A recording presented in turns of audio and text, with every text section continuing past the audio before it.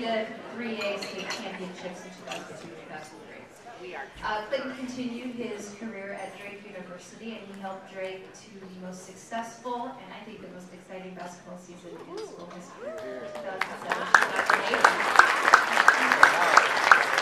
I remember our sports director, Keith Murphy, said it was the most exciting story he had ever covered in local sports. I agree with him. Missouri Valley Conference regular season and conference tournament champions, and they went on to the NCAA tournament.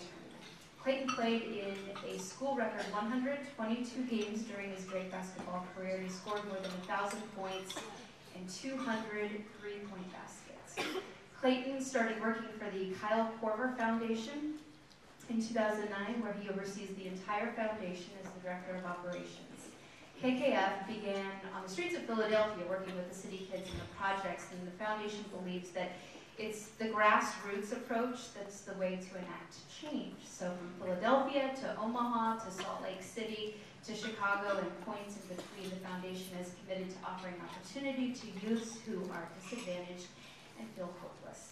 Klayton also started Seer Outfitters a few years ago. It's a clothing line that was started to support KKF.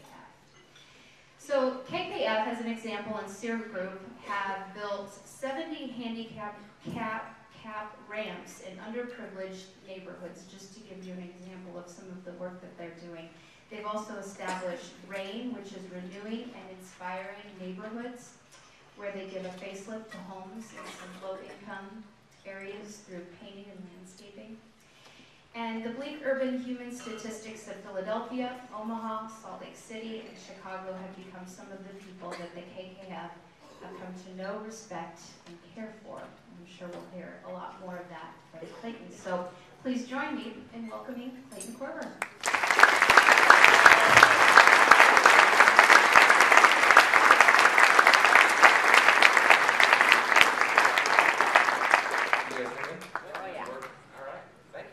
It's good to be home. It's good to see familiar faces.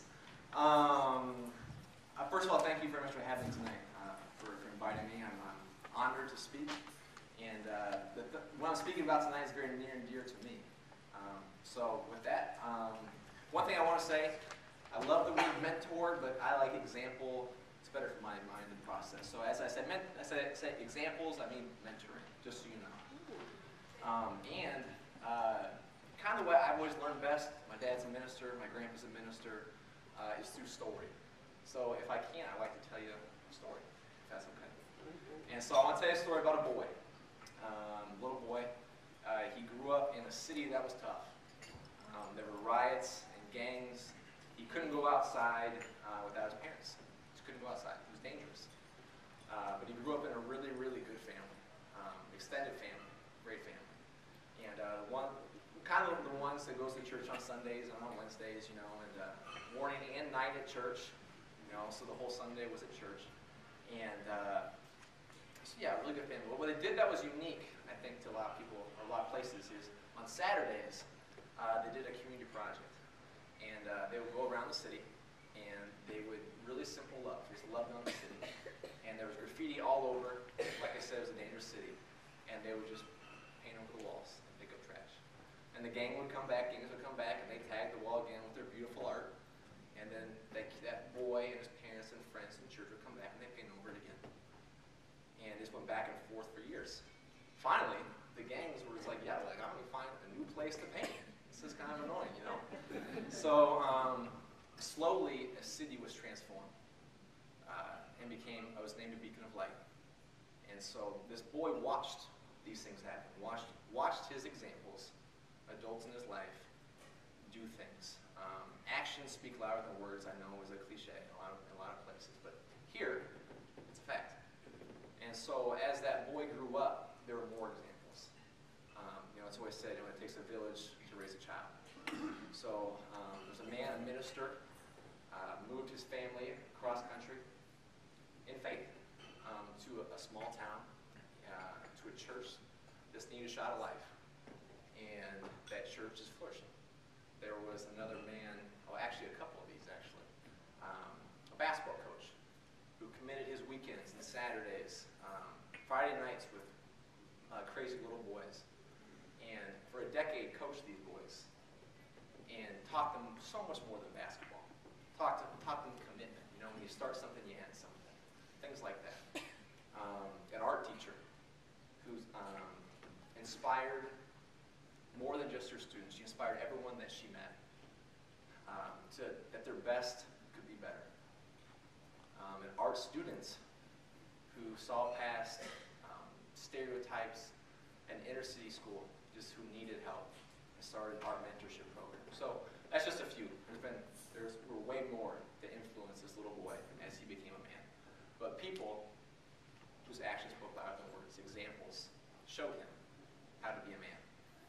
And that boy became a man. And because of what he saw, he started his own initiative. And, that kind of gave me away a little bit. But, they repainted homes, and they re-landscaped yards. They built handicap ramps, just because it was just natural to do, because that's what he had watched. And, but the best part, the work is amazing. The work, it's really, really good stuff. But the best part to that boy, now a man, is this new generation of young men that are coming to paint homes. And they come back every Saturday. When can we do this again? When can we paint again? It's so much fun. Some come so often, they brought their friends.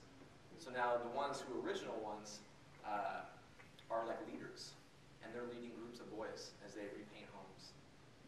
And so obviously, that boy is me, now I'm in. And so, hold on a second. I'm getting lots of thoughts. As a young boy, I loved my neighbor as best I could. I was 9 years old, 8 years old. How do you love your neighbor? Well, you love your neighbor however the adults in your life show you to love your neighbor. That's all you know how to do. And so, it's what a lot of kids today don't have. They might not have that example. They might not have those resources. And so that's why when I was asked to come and speak tonight, I wanted to come so badly, because that's what Serve Our Youth does. They step in where there's no one else. They fill the need. They fill the gap. I like to tell one more story, if that's okay. So I love stories. They're fun. And they're easy to remember. And some of you may know this story. It was told by someone much, much wiser than me. Once I tell it, I think you're going to agree with me. But there was this guy, and he was walking from Jerusalem to Jericho. He's walking down the road, and he gets jumped by thieves and robbers. And they take his clothes, they take his money, they rob him, and leave him for dead. He's laying on the side of the road. And as I was reading the story, I tried to picture this. He looks down the road, and he sees a priest coming. I'm sure that you can tell it's a priest. He's got his garments. You can see his hat. He's got to think, yes, saved, right? The priest, the guy who would preach, and say, hey, this is how you do the right thing. This is the right thing, But the priest crossed the street, or the road, and keeps walking. So he's probably, well, shoot, probably the best shot right there, right? Then he sees a Levite. He's like, yeah, that's fine. I saw him at church too. He's also a really, really good guy. I've heard him say the right things for years and years and years. And so he comes up to him, and I think that he might have seen the Samaritan. The priest kind of turned a blind eye. He saw the need, but he crossed the road as well. Continued down the road. So then he's like, I'm going to die. I'm done.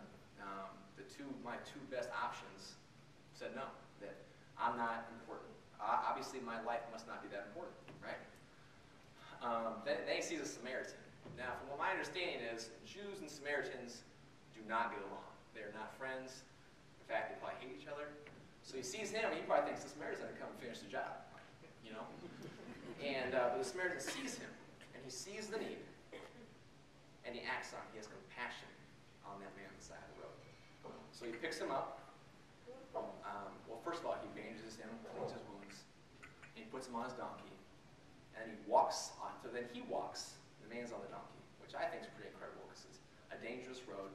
It's 17 miles. I looked it up today, and brings him to an inn, and pays the innkeeper 2 pieces of silver, and saves him.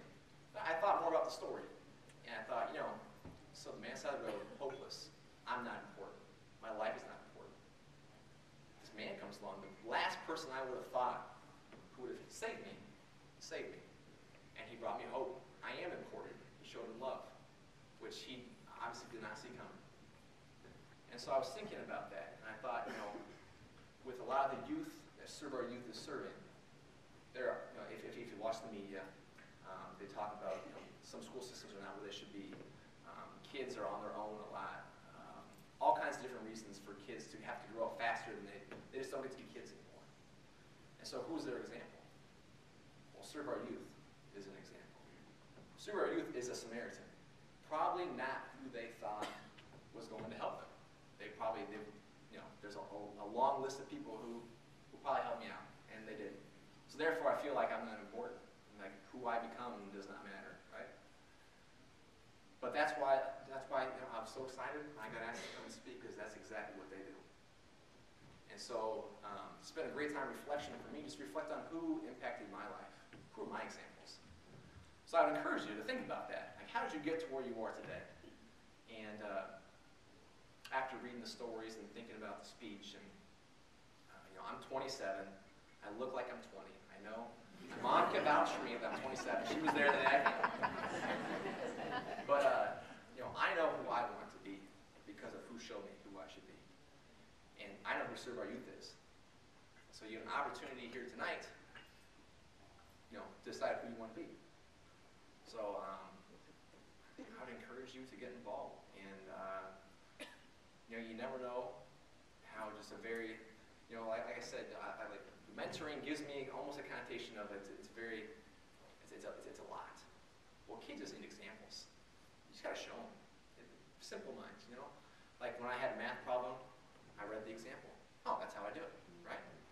So, and in your own lives, just think about who's watching you. Who is learning from me? Because, who knows what those kids are going to become. That's why it's so fun when we do rain, to work with these little kids, because you're left, when the day is done, and the houses are painted, and the yards look amazing, and the handicap ramps are in. You need to sit back and think about it. Like, who are they going to become? And the fact that they're getting to do this stuff early, and they're seeing their parents out, they're seeing policemen out, and firefighters, and their teachers, just doing things. Actions speak louder than words, and they really, really